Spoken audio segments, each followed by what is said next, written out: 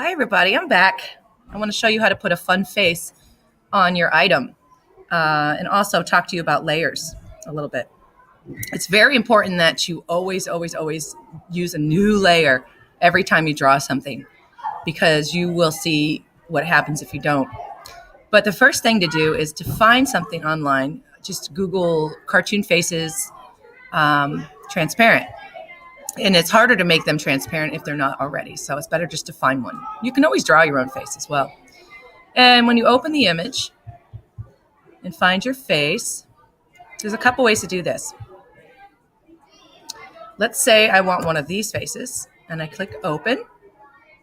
Now in this situation, I'm going to want to crop out the one I want and paste it because there's 3 of them. So I'm going to grab my dotted squares and let's go for this guy in the middle. And just grab the part you need and you can see the transparent background. It's simple, edit, copy. But then remember, the other one's not disappeared. It's actually behind this one. So if you click the squares up here, you will find your peanut butter jar again. Edit, paste. Now, there's some words and stuff on there that I have to erase, but I hope you guys remember this from last year. Edit, free transform lets you transform this into the size or rotate it to what you would like. So edit, free transform. If I grab the corner, remember to hold shift so it doesn't squish your face to get it to look the way you want it to. Then you click yes. Now I have some things here that I need to get rid of, but this is my favorite tool up in the upper right is your navigation tool. This red square will bring you where you need to go, and that's why graphic designers get so detailed because they can zoom in so far. So don't forget to change your brush sizes or your eraser sizes or whatever you need up here. And I can get rid of that because it's a different layer. It won't touch my peanut butter jar. So I'll work on that part a little more off video. Let's zoom that back out. So let's say we want to add something else to our picture. I want to add some arms. Must make a new layer first. Otherwise you will draw on the same layer as the eyes and then it will always be moved together. So layer, new layer. You can use a pencil or a paintbrush. Pick your brush. Whatever works for you. Trial and error. And you have to decide where you want the arms to go. So I'm just going to draw. It's easier with a mouse if you have one. Instead of using your laptop.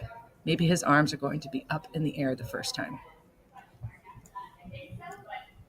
Now, before I move on, I must save this as not a JPEG, but a PNG, so it has a transparent background.